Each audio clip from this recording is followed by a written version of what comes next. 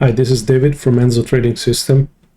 Today I'd like to talk about, make a little presentation about some common mistakes in algorithmic trading, specifically related to not high frequency, but some of those mistakes are fairly common and can be applied, I guess, to any kind of algorithmic trading. So I previously did this presentation. It was a scripted format. I didn't like it so much. It was a few months back.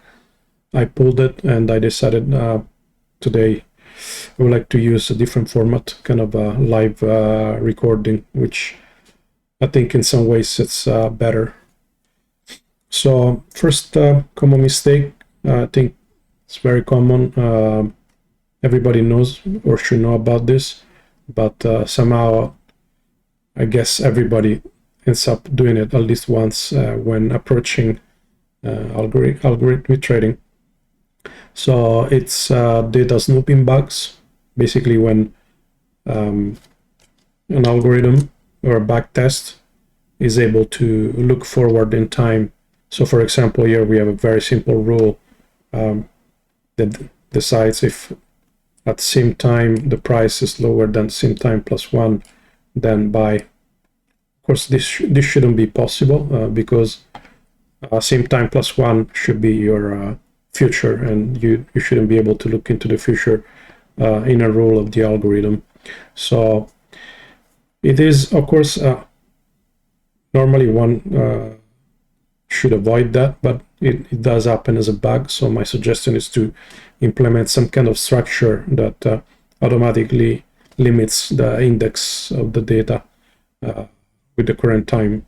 So in C++, I made some sort of array view, which at every iteration of the simulation, it stops exactly at the current data. And so any access beyond that throws an exception. So of course, similar to that is also important not to use the low and high price to determine when to buy and sell. For example, buying at the low price and selling at the high price.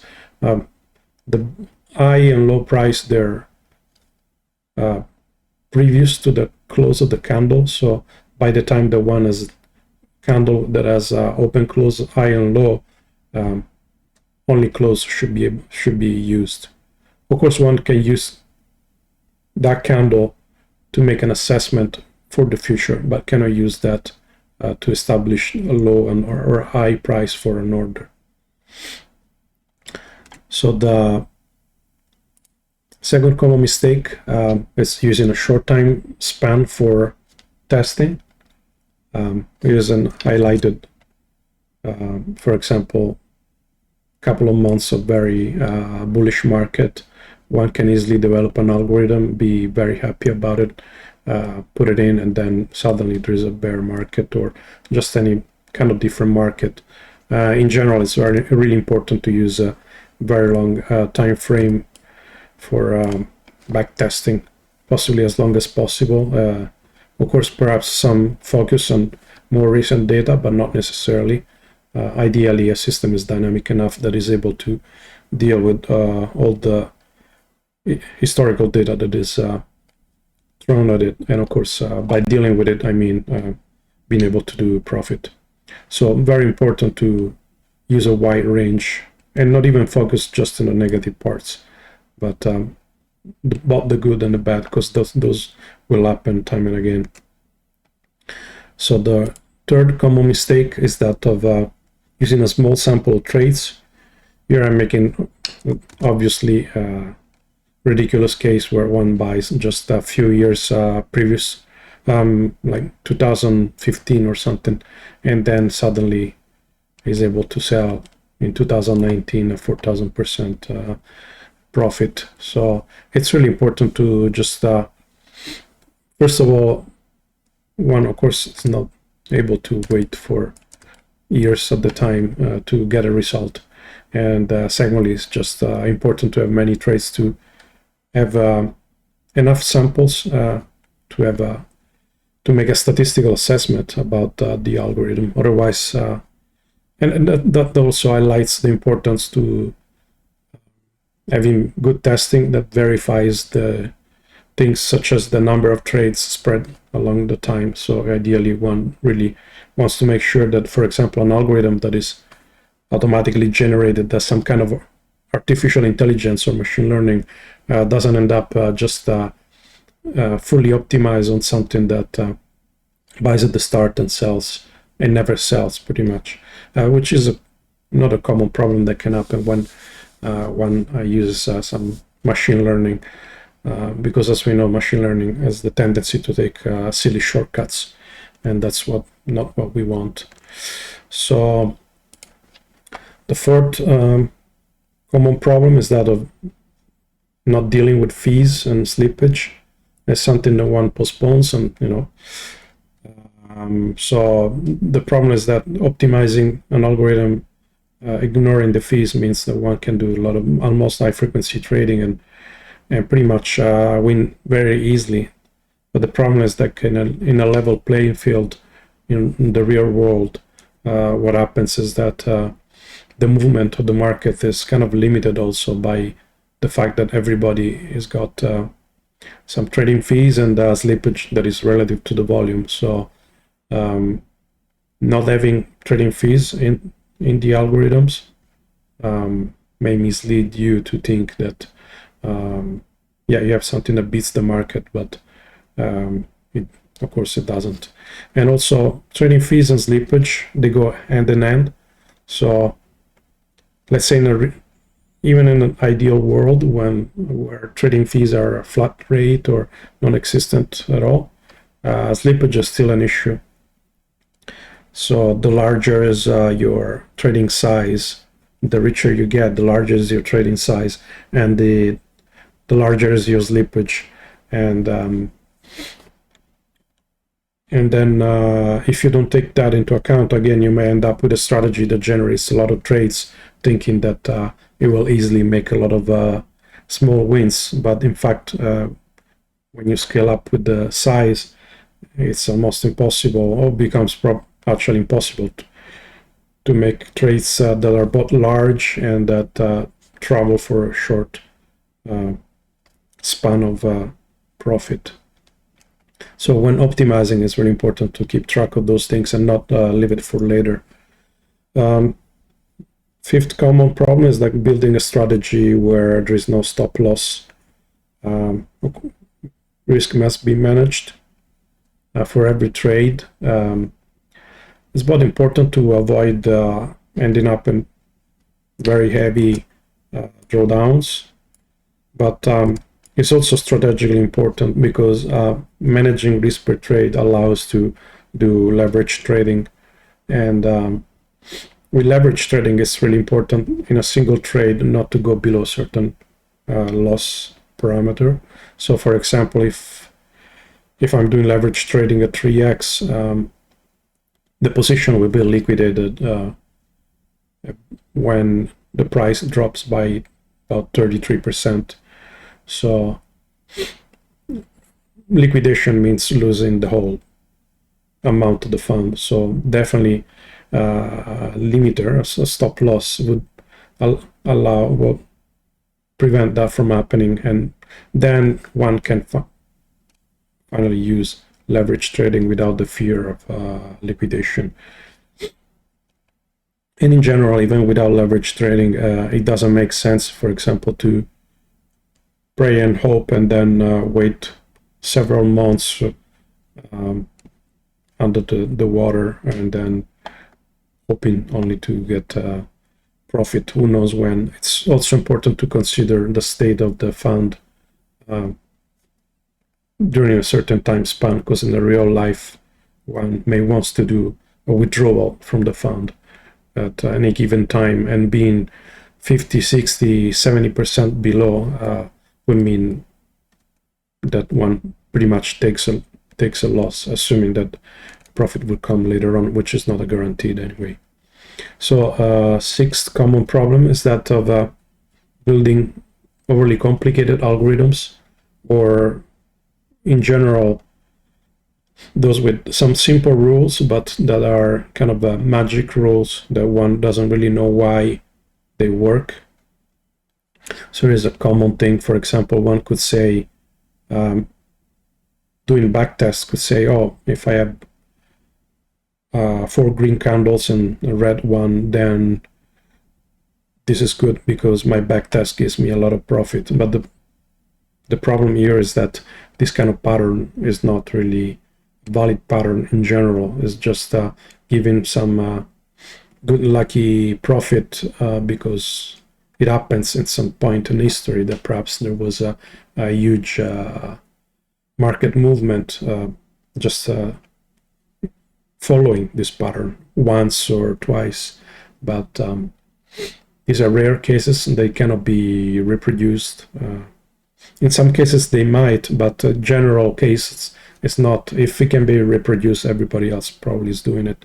So it's better to have functions that are so-called linear or just not linear, but in general a functional approach rather than one that is based on a series of discrete decisions. Of course, there are also discrete decisions at play, but they shouldn't be the main thing.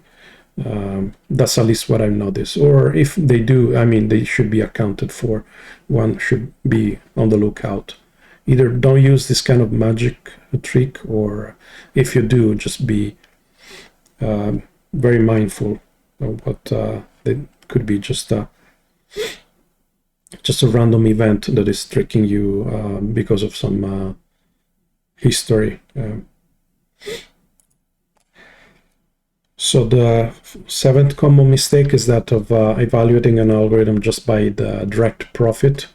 So in this case here we have a couple of trades, buy and sell I, buy and sell I.